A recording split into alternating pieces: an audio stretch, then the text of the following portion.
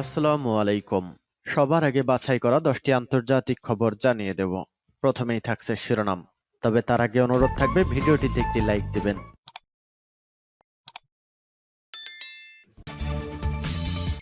দখলদার ইসরায়েলি বাহিনী এবং ফিলিস্তিন পুরোদমে যুদ্ধ চলছে।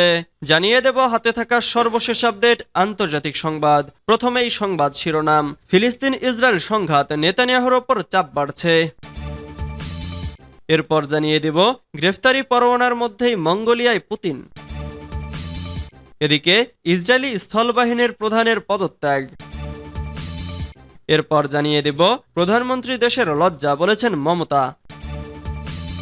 আরও জানিয়ে দিব ইসরায়েলে অস্ত্র বিক্রিতে নিষেধাজ্ঞা লজ্জাজনক, বলেছেন নেতানিয়াহু। সর্বশেষ জানিয়ে দিব গাজায় 1 কিলোমিটার দীর্ঘ টানেল ধ্বংসের দাবি ইসরায়েলি বাহিনীর। এতক্ষণ শুনছিলেন সংবাদ শিরোনাম, এবারে বিস্তারিত। তবে অনুরোধ থাকবে ভিডিওটিতে একটি লাইক করবেন এবং কমেন্ট করে জানিয়ে দিবেন কোন জেলা থেকে আপনি আমাদের এই ভিডিওটি দেখছেন। ফিলিস্তিন ইসরায়েল সংঘাত, নেতানিয়াহুর ওপর চাপ বাড়ছে। ইসরায়েলি প্রধানমন্ত্রী বেনিয়ামিন নেতানিয়াহুর ওপর আন্তর্জাতিক ও অভ্যন্তরীণ চাপ বাড়ছে। গত শনিবার গাজা থেকে 6 জিম্মির মরদেহ উদ্ধারের পর যুদ্ধ বন্ধে চুক্তির জন্য এ চাপ তৈরি হয়েছে। মার্কিন প্রেসিডেন্ট জো বাইডেন নেতানিয়াহুর সমালোচনা করেছেন। যুক্তরাজ্যের পক্ষ থেকে সোমবার বলা হয়েছে তারা ইসরায়েলে কয়েক ধরনের অস্ত্র রপ্তানি বাতিল করেছে। আন্তর্জাতিক আইন লঙ্ঘনের মারাত্মক ঝুঁকি থাকায় এ সিদ্ধান্ত নিচ্ছে যুক্তরাজ্য। ইসরায়েলের প্রতিরক্ষা মন্ত্রী ইয়োব গ্যালান্ট বলেন, লন্ডনের সিদ্ধান্তে তারা অত্যন্ত আশাহত। এদিকে তুমুল বিক্ষোভের মুখে ইসরায়েলিদের কাছে ক্ষমা চেয়েছেন দেশটির প্রধানমন্ত্রী বেনিয়ামিন নেতানিয়াহু। ফিলিস্তিনের গাজা উপত্যকা থেকে 6 জিম্মিকে জীবিত অবস্থায় ফিরিয়ে আনতে ব্যর্থ হওয়ার জন্য নেতানিয়াহু ক্ষমা চান। শনিবার দক্ষিণ গাজার রাফা এলাকায় একটি সুড়ঙ্গ থেকে 6 জিম্মির মরদেহ উদ্ধার করেন ইসরায়েলি সেনারা। তাদের মধ্যে একজন যুক্তরাষ্ট্রের দ্বৈত নাগরিক। 6 জিম্মির মরদেহ উদ্ধারের পর ইসরায়েল জুড়ে বিক্ষোভ ছড়িয়ে পড়ে।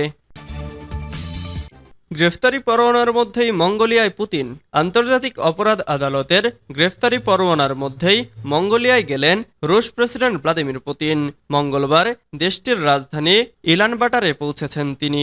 গত বছর 17 মার্চ গ্রেফতারি পরোয়ানা জারির পর এই প্রথম আইসিসির কোনো সদস্য দেশে সফরে গেলেন পুতিন। খবর আল জাজিরা ও নিউ ইয়র্ক টাইমসের। রাশিয়ার রাষ্ট্রীয় গণমাধ্যমে মঙ্গোলিয়ার রাজধানী ইলানবাটরে পুতিনকে বহনকারী বিমান অবতরণ করার খবর প্রচার করা হয়। ইউক্রেনীয় শিশুদের বেআইনিভাবে রাশিয়ায় সরিয়ে নিয়ে যাওয়ার দায়ে 2023 সালে পুতিনের বিরুদ্ধে গ্রেফতারি পরোয়ানা জারি করে আইসিসি।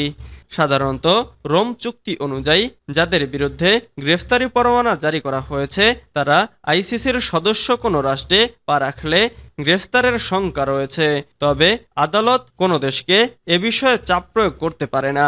আইসিসির সদস্য হওয়া সত্ত্বেও ইলানবাটর পুতিনকে গ্রেফতারের আদেশ পালন না করলেও আদালতের তেমন কিছু করার নেই। ইসরায়েলি স্থলবাহিনীর প্রধানের পদত্যাগ। দখলদার ইসরায়েলের প্রধানমন্ত্রী বেনিয়ামিন নেতানিয়াহুর বিরুদ্ধে তেল আবিবে ব্যাপক বিক্ষোভ প্রতিবাদের মাঝেই পদত্যাগের ঘোষণা দিলেন দেশটির স্থলবাহিনীর প্রধান মেজর জেনারেল তামির ইয়াদাই। ইসরায়েলের সামরিক বাহিনীর পক্ষ থেকে এ তথ্য নিশ্চিত করে জানানো হয়েছে। ব্যক্তিগত কারণেই তিনি এ সিদ্ধান্ত নিয়েছেন।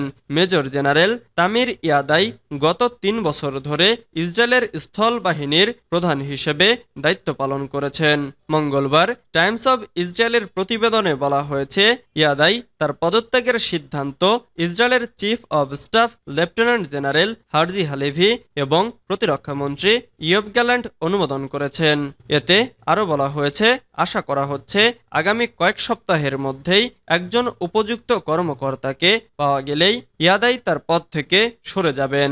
তবে তার পরিবর্তে কে আসবেন তা এখনো স্পষ্ট নয়। ইয়াদাই আপাতত ছুটিতে থাকবেন এবং পরে সামরিক বাহিনীতে অন্যান্য গুরুত্বপূর্ণ পদের জন্য তার প্রার্থিতা জমা দেবেন বলে জানা গেছে। প্রধানমন্ত্রী দেশের লজ্জা, বলেছেন মমতা। মেয়েদের অধিকার রক্ষার লড়াইয়ে ৩ সেপ্টেম্বর একটা ঐতিহাসিক দিন বলে মন্তব্য করেছেন পশ্চিমবঙ্গের মুখ্যমন্ত্রী মমতা বন্দ্যোপাধ্যায়। মঙ্গলবার পশ্চিমবঙ্গ বিধানসভায় অপরাজিতা নারী ও শিশু বিল পাশ করার পর এ মন্তব্য করেন তিনি। মুখ্যমন্ত্রী বলেন, মেয়েদের অধিকার রক্ষার লড়াইয়ে ৩ সেপ্টেম্বর একটা ঐতিহাসিক দিন। ১৯৮১ সালে এই দিনে মেয়েদের অধিকার সুরক্ষার জন্য ইউনাইটেড নেশন চালু করেছিল নারী বৈষম্য বিরোধী কমিটি। এই দিনের সঙ্গে মিলে যাওয়ার জন্য আমি ইউএনকে ধন্যবাদ জানাই। এ সময় কাজী নজরুল ইসলামের নারী কবিতার কয়েকটি চরণও স্মরণ করেন তিনি। অপরাজিতা বিল প্রসঙ্গে মুখ্যমন্ত্রী বলেন, এই বিল একটা ইতিহাস। প্রধানমন্ত্রী পারেননি, আমরা পারলাম, করে দেখালাম। প্রধানমন্ত্রী নরেন্দ্র মোদী দেশের লজ্জা, উনি মেয়েদের রক্ষা করতে পারেননি। আমি স্বরাষ্ট্রমন্ত্রীর পদত্যাগের দাবি করছি। ইসরায়েলে অস্ত্র বিক্রিতে নিষেধাজ্ঞা লজ্জাজনক বলেছেন নেতানিয়াহু। ইসরায়েলের প্রধানমন্ত্রী বেনিয়ামিন নেতানিয়াহু ইসরায়েলি কিছু অস্ত্র বিক্রির ওপর যুক্তরাজ্যের নিষেধাজ্ঞা আরোপের সিদ্ধান্তকে লজ্জাজনক বলে উল্লেখ করেছেন। মঙ্গলবার ৩ সেপ্টেম্বর সামাজিক যোগাযোগ মাধ্যমে তিনি বলেছেন, বর্বরতার বিরুদ্ধে আত্মরক্ষায় লিপ্ত ইসরায়েলের পাশে দাঁড়ানোর পরিবর্তে ব্রিটেনের এই ভুল সিদ্ধান্ত হামাসকে উৎসাহিত করবে। ব্রিটিশ সংবাদ মাধ্যম বিবিসি খবর জানিয়েছে। নেতানিয়াহুর এই মন্তব্য এমন এক সময়ে আসলো যখন যুক্তরাজ্যের প্রতিরক্ষা সচিব জন হিলি আশ্বাস দিয়েছেন যে যুক্তরাজ্য ইসরায়েলের শক্তিশালী মিত্র হিসেবেই থাকবে। প্রায় ৩৫০টি রফতানি লাইসেন্সের মধ্যে ৩০টির স্থগিতাদেশ ইসরায়েলের নিরাপত্তাকে দুর্বল করবে না। মন্ত্রীরা বলেছেন, এই অস্ত্রগুলো গাজায় আন্তর্জাতিক আইন লঙ্ঘনের জন্য ব্যবহৃত হতে পারে।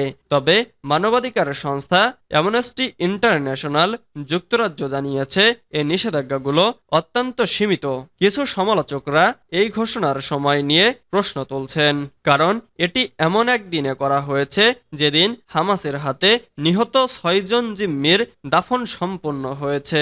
ব্রিটেনের পররাষ্ট্রমন্ত্রী ডেভিড ল্যামি সোমবার জানান যে ইসরায়েলে ৩০টি অস্ত্র রফতানি লাইসেন্স স্থগিত করা হবে, যা যুদ্ধবিমান, হেলিকপ্টার এবং ড্রোনের যন্ত্রাংশের মতো সরঞ্জামগুলোর ওপর প্রভাব ফেলবে।